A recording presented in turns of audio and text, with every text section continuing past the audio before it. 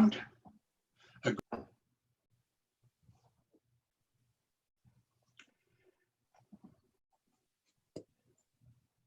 hi everyone, welcome to the Ottawa Children's Storytelling Festival, which is brought to you by Ottawa Storytellers and the Ottawa Public Library. My name is Robin and I work at the OPL, and I'm so happy to be with you here today for Northern Lights, the Soccer Trails, the story behind the story. So just know that if you've chosen to use your camera, others can see you. You can use the stop video button to turn off the camera if you don't want to be seen. Everyone is muted so that we can hear our presenter clearly, but you can use the chat to say hi or to ask a question. We are recording this session, but the recording will only show the teller, so it won't record any participants. I would like to start today by honoring the Algonquin Anishinaabe Nation, First Nations, Inuit, and Métis peoples. Ottawa is built on unceded Algonquin Anishinaabe territory. The peoples of the Algonquin Anishinaabe Nation have lived on this territory for millennia. Their culture and presence have nurtured and continue to nurture this land.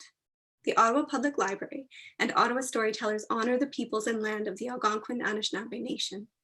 The Ottawa Public Library and Ottawa Storytellers honor all First Nations, Inuit, and Métis peoples and their valuable past and present contributions to this land.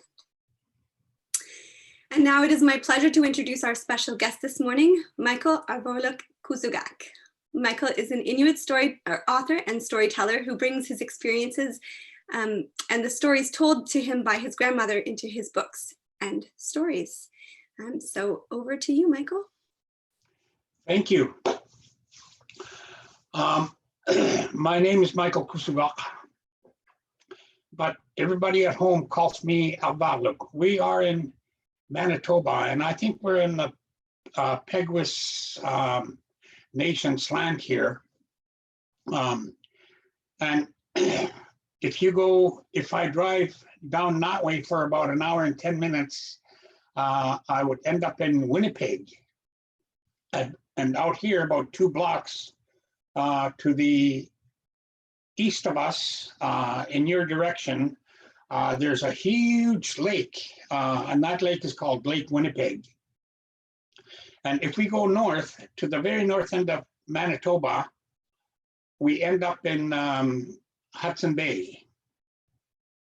And Hudson Bay is really, really huge. It's the second biggest bay in the world. And if you go there and you go to the very north end of Hudson Bay, you end up right on the Arctic Circle. And on the Arctic Circle, there's a tiny little place that we call Nauyat. We are Inuit, and we call it Nauyat. And Nauya means seagull, because there are big cliffs there where seagulls come to nest every summer, and that's why we call the place Nauyat. And when I was a little kid, that's where I lived. And I'm a writer. I write books for kids. You might have seen my very first book, this one, A Promise is a Promise. This is now 32 years old. So I've been writing books for 32 years. And one thing I decided to do was to talk about how we write stories and where the ideas for the stories come from. And today I want to talk about my book. Well, this is the Japanese version of the book. It is called Northern Lights, the Soccer Trails. And that's a book I want to write, or that's a book I want to talk about. And where the story comes from actually is, you know, we are Inuit, and First Nations and Inuit and Métis people all across Canada. You know, a long time ago, I discovered that we have the highest suicide rate among young people. And I was really, really worried about, you know, all this problem we have with suicide, and we still have it today. So one day I decided I would write a story that would get people talking about suicide. And so my illustrator, Vladiana Krikorka, lives in Toronto. And one day I was in Toronto, and I decided I would start writing a book. So I took all my writing materials, my pen and paper and everything, and I went down to this island called Toronto Island. And I was wandering around there, and I found a little restaurant. And so I went to the restaurant and I ordered some lunch, and I was sitting there, and I decided I was going to write a story that had to do with suicide. So I wrote and wrote and wrote and wrote, and then I went back to the mainland, and that evening I had an engagement for dinner with my illustrator Vladiana and her husband, and I went to their house. And so after dinner, I opened my bag and I said, Vladiana, I have a story that I would like to tell you. And so I read the story that I had written on Toronto Island, and it had to do with suicide. And I didn't, well, I wasn't expecting such a, an enthusiastic, response to this story, and I didn't get it. So I thought, there is something wrong with this story. But the idea is really quite wonderful. So when I went back to the hotel, I just threw away all the stuff that I had written, and then I wrote down the very few points that I wanted to talk about in the story. And what I wanted to talk about was death. And I decided that if I'm going to talk about death, somebody has to die in the story. And thinking back to my younger days, I remembered, there are a whole lot of people, older people a long time ago, who were suffering from some diseases that had come upon us. One of those was polio, and the other was TB, tuberculosis, and so I thought, somebody would die from TB, and that was fine. And then I was thinking, how do we deal with the pain of someone dying? In my culture, in Inuit culture, of course, we live across the north. Inuit live all the way from Siberia, Alaska, northern Canada, and Greenland, and we all speak the same language. We share the same culture. We eat the same kind of foods, and we also share the sky. And up in the sky, about this time of year, if you go out at night, you will see most, all across the north, you will see northern lights. And we believe that when you die, your soul goes up into the heavens, and on a clear moon at night, all those people up there like to go out, and they like to have a good time too. And what they like to do is they play soccer. Because soccer is one of the traditional games that we played. I remember when I was a little kid up in Nauyat, in early winter, after the ice formed down on Hudson Bay, somebody would make a soccer ball. They would make it out of caribou skin, and they would stuff it full of dry moss and fur, so it was nice and round, and you could kick it around. And we'd take it down to the sea ice, and we would set up 2 goals, and we would play soccer. And soccer was a community game that everybody played. Everybody got to a chance to kick the ball, and we had 2 goals, and sometimes we ended up way out somewhere.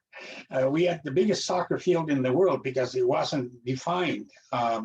We just had these 2 goals, and we would play sometimes all night long because in those days, of course, we didn't have jobs, and I was a little kid. So anyway, I was thinking about that, and we believe that when you die, your soul goes up into the heavens, and on a clear moonlit night, all those people up there like to go out, and they like to have a good time too. And what they do is they play soccer. So the Northern Lights are the souls of the dead playing soccer in the sky. And I was thinking about that because in my language, in Inuktitut, the Northern Lights are called Aksangit. And Aki means to kick. And Aksak means to kick repeatedly. And Aksak also means the game of soccer. And people say that the Northern Lights are the souls of the dead playing soccer in the sky. And because they're immortal, they don't hurt anymore. They use this huge frozen walrus head for a soccer ball. And they run from one end of the sky to the other, and they play soccer. And the story is that, if you whistle, the Northern Lights will hear you, and they will come closer and closer and closer. And that huge walrus head might come down and knock your head off. And then they will start playing soccer with your frozen head. So when the Northern Lights come too close, you have to rub your fingernails like this so that they make a sound. And it makes them go away. And the modern version of clicking your fingernails like this is, stripping your parka zipper up and down so that it makes the same kind of clicking sound. So I thought, that would be perfect. I would write a story. And of course, we always need characters. When we write stories, we need characters. So I was thinking, what can I call these people? Because even though all the elements of the story are real, like they really, really do happen or did happen, I wanted to make it something like an historical fiction kind of story. So what you do is you frame the story, and you write down all the points that you want to cover in the story, and then you start to flesh it out. And what I do is I write longhand. I write, with a pen, a fountain pen, and then I transfer it, type it out on my computer, and then I print it out, and then I start working on all the, the editing. And after, when you get your story done, of course, at the end, you always have to write the copyright message so that nobody will steal your story. And if it doesn't have the copyright at the end, then, it's public domain and anybody can use it. But to protect your story, you have to put a copyright at the end, which is just a simple C with a circle around it and the year and your name and that kind of thing. So, and then we get an illustrator, and my illustrator for this book is this lady. Her name is Vladiana, and Vladiana Krikorka lives in Toronto. And so they sent her the contract to do the illustrations for the book. And so after the book was all written and Vladiana got the contract to do the illustrations, was back in Toronto for some reason or other. I don't remember. And I went to visit Vladiana, and we talked about the illustrations. And I said, I'm going home tomorrow. Why don't you come? So we both got on the plane and we went to Rankin Inlet. And Vladiana had this terrible cold. She was coughing and coughing. And as soon as we got to Rankin Inlet, I gave her, one of my boys' rooms, and I said, Vladiana, go to bed, and tomorrow we'll work.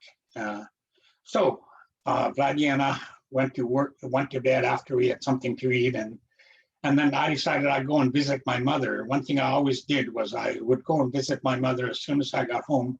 So I went out, and the northern lights were all over the sky. And I walked under the northern lights to visit my mother. And the next morning, when Vladiana got up, I told her, there were northern lights last night, and she got really mad at me. So I said, Vladiana, they're going to come back. So sure enough, that night they came back, and she did all the illustrations for the book. And what we do to see what the book is going to look like, we take a blank, we decide, what the format of the book is going to be. And this is what we call a dummy book. And the dummy book is just a blank book, a completely blank book like this.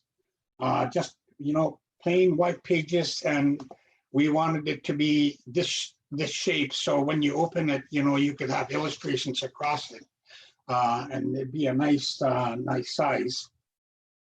And then what you do is you take all these illustrations, and then you photocopy them and reduce them to the size of the book. And then you take these Xerox copies, and you paste them. So she took this picture and she pasted it on the book, on the cover of the book. And then she took all my words, all my printed words, and she cut them out. And she pasted, the pieces. So these are actually pieces of cut paper that she pasted onto, the blank book, and with the illustrations. And I have a friend who lives in Rankin, or in Alviet actually. And one day I went over to visit her, and she showed me this amount, which is a coat for carrying babies. And they used to make them, for special occasions, they would make them all really fancy, with all kinds of beadwork and, applique. And so I borrowed this coat, and I took it down to Toronto, and we photocopied pieces of the beadwork, and we decided we put them, in the book as illustrations. So this is all pasted together, and it is what we call a dummy book, to figure out exactly what the book is, the finished product is going to look like. And so this was the beginning. And then we got our publisher to publish the book. This is the book. This was one of the original books that came out, and I got a request from the CNIB one day, the Canadian National Institute for the Blind, that they wanted to do a Braille version. And along here, there's a strip of Braille, and that is the title of the book. And then it has all these plastic pages. And there's a Japanese version, there's a French version, there's a Korean version, and this is the story. A long time ago, when Kataoyak was a little girl, her mother said, "We called you Kataoyak because when you were born, you were as pretty as a rainbow." She put her nose to Kataoyak, sniffed, and said, "Mamak." You see, which means you smell so nice. You see, that is the way we kiss. Some people call it rubbing noses, but it is really sniffing. And Kataoyak hugged her mother by her neck, pressed her nose on her face, and said, "Mamak." Kataoyak just loved her mother. In spring, the sun was still up in the sky when Kataoyak went to bed. When she woke up early the next morning, it was already way up in the sky. Again, in spring, they would all go fishing. And here are the illustrations for that page. They traveled on the sea ice. Kataoyak sat with her mother and her grandmother in the big canoe on the sled. It was very rough, and there was lots of water on the ice. The dog's paws went slosh, slosh, slosh, slosh, and the sled creaked. Kataoyak's father ran along beside it, holding on to the bow of the canoe, pushing this way, pulling that way, guiding the sled. "Hut, hut, hut," he said to the dogs, and they turned left. Sometimes they had to go over big cracks in the ice. Kataoyak's father threw the dogs into the water and made them swim across. As they climbed out of the water, the dogs shook their fur, throwing tiny droplets of water everywhere, which sparkled in the bright sunlight. Kataoyak's father made the dog pull the sled across with the canoe and the people in it. Kataoyak and her mother screamed, "Aye!" and hugged each other really hard because the water was dark and ominous looking. And sometimes they came upon seal holes where the water was flowing in, swirling like a whirlpool. Just the thought of them made Kataoyak shudder. She was glad she had her mother to hang on to. When they got back on land, they went to a lake called the Nose. It has a string of little islets in it that look like noses sticking out of the ice. Kataoyak's mother caught a fish that was as big as Kataoyak. And there they are, going along in the canoe on a sled. In summer, Kataoyak loved to go for walks. One day, as she walked, Kataoyak picked a flower. It was a teeny tiny flower with delicate petals. "My mom will like this," she said to herself. She collected many more beautiful tiny flowers. When she got home, she gave them to her mother. Her mother hugged her and kissed her and said, "They are beautiful. Thank you." She put them in a glass and kept them for a long time. She kept them even when they were dried up and did not look very nice anymore. Then Kataoyak went for another walk and collected more beautiful tiny flowers. Sometimes she collected nice rocks, gray ones, white caribou fat ones, and smooth round ones. And her mother loved every one. She put them on the windowsill. One day, Kataoyak's father tried to throw one away. Her mother said, "What are you doing? Put it back." She was very stern about it, and he put it back. And here is Kataoyak. I'll tell you about the illustrations after, more about the illustrations. Late summer, just after the weather turns cool and the mosquitoes have gone, is the very best time to pick berries. The ground turns a fuzzy brown color. It begins to get dark at night, and the geese begin to form flocks, getting ready to fly away before winter comes. It was Kataoyak's most favorite time of the year because she got to spend so much time outside with her mother. They picked berries on the long esker that lay just north of their house. Katayak's mother loved to pick berries. It took them a long time to fill a big can, but they did it. Katayak's face and hands turned purple with the berry juice because she ate most of the berries she picked. Oh, what fun it was. Sometimes they just played together. Katayak's mother would juggle stones and sing a juggling song. Ay, ay, oyuni, ay, ay, ay, oyuni, alakatiaga, pinga, sunik, uvangali, ataw sumik, taktalativo, taktalativo.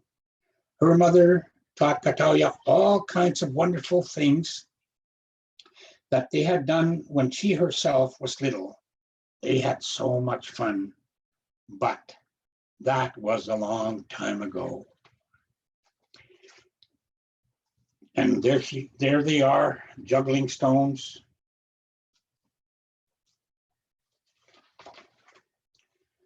One day, a big sickness came. So many people were sick. Kataoyak's mother coughed, and they sent her away, way down south in an airplane. And she never came home again. Nobody told Kataoyak what had happened. She was too little. Her mother just never came home again. It was such a long time ago. Now Kataoyak was a big girl. Well, almost a big girl. But she still missed her mother a lot. These days she picked tiny flowers for her kindly grandmother, but it was not the same. When she picked berries on the long esker just north of her house, she thought about her mother. When she picked up a nice rock, she thought about her mother. Sometimes, when she was alone, Kataoyak cried. Sometimes, when she went to bed at night and thoughts came, she cried a lot. And there she is in her bed.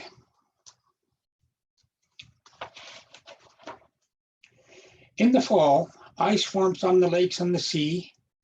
At night, when the sky is clear, you can see the stars, millions of them twinkling through the moonlight.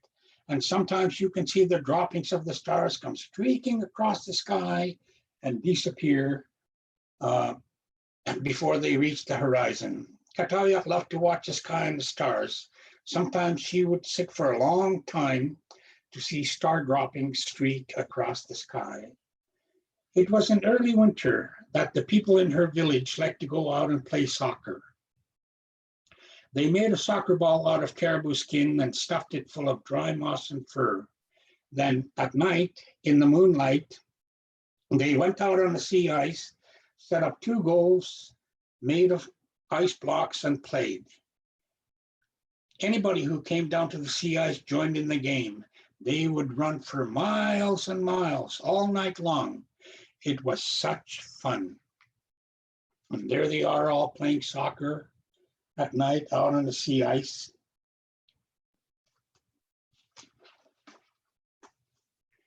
Sometimes the northern lights came out. They are thin strands of light, thousands of thin strands of light that move from here to there like thousands of people running around, following one another. And the northern lights came out.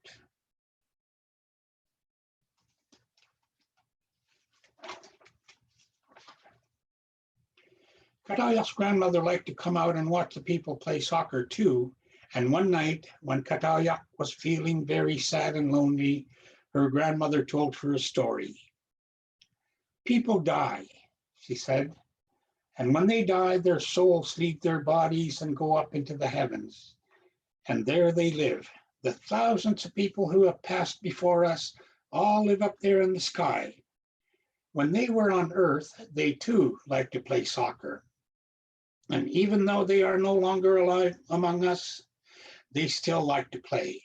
So on a clear moonlit night, they go out on the giant field up there and play soccer. You can see them, thousands of them running all around, chasing a soccer ball all over the sky. And there they are, people playing soccer on the sea ice.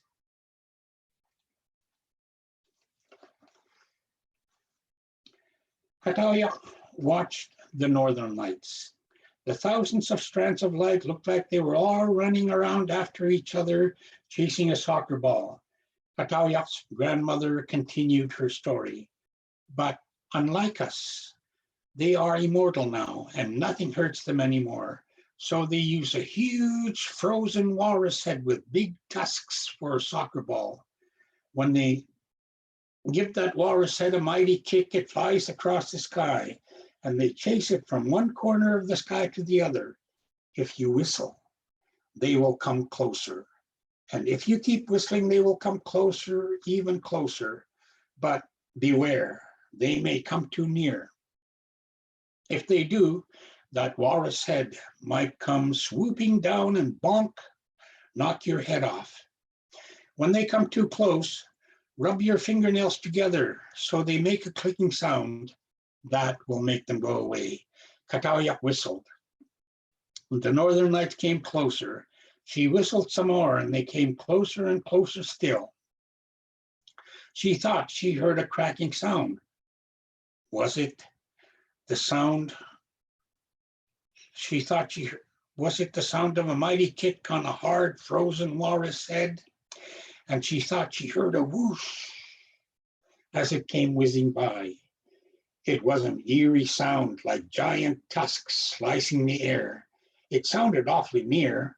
Quickly, she rubbed her fingernails together, making a clicking sound, and eventually the northern lights began to go away.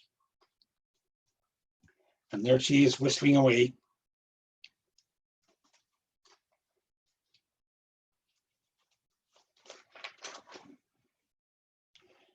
Is my grandmother up there? Kataoyak asked her grandmother.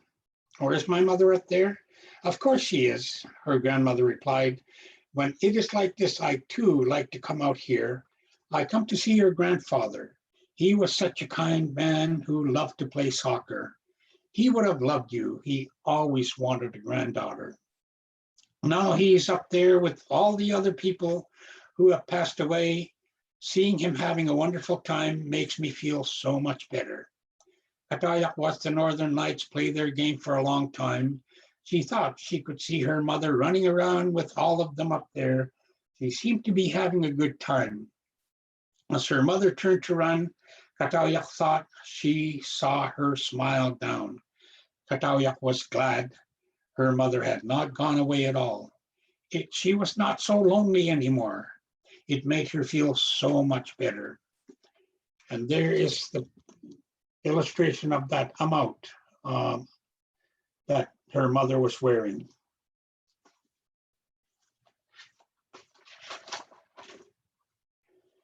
Sometime when the moon is out and the stars come twinkling brightly in the frosty air, you should go outside and take a look. Maybe you will see the northern lights way up in the sky. They really are the souls of people who have died, and like us, they like to go out and have a good time. They love to play soccer. And if you look closely, maybe you will see someone special whom you thought had gone away forever. That special person has not really gone away at all. It is a most wonderful thing. Time. Well, that is the story. And if you look at the picture on the back of the book, this is me, and this lady is Vladiana, the illustrator, and these two girls are my nieces. And the little one was the model for the little girl,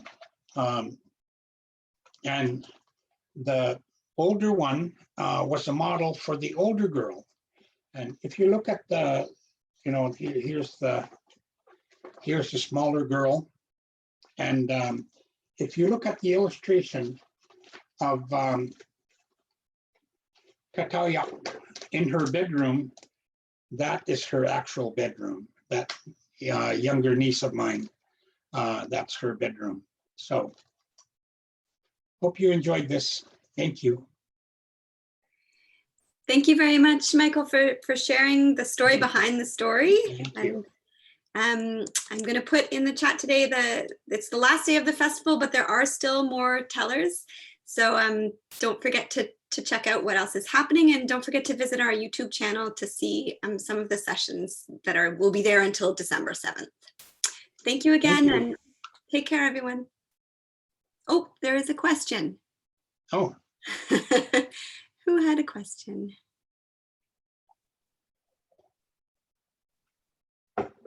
If you have a question, can you post it in the chat?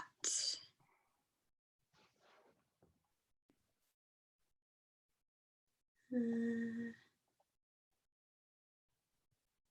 don't see a question popping up, so maybe you can email us at the library for a follow-up. Oh, coming. Okay.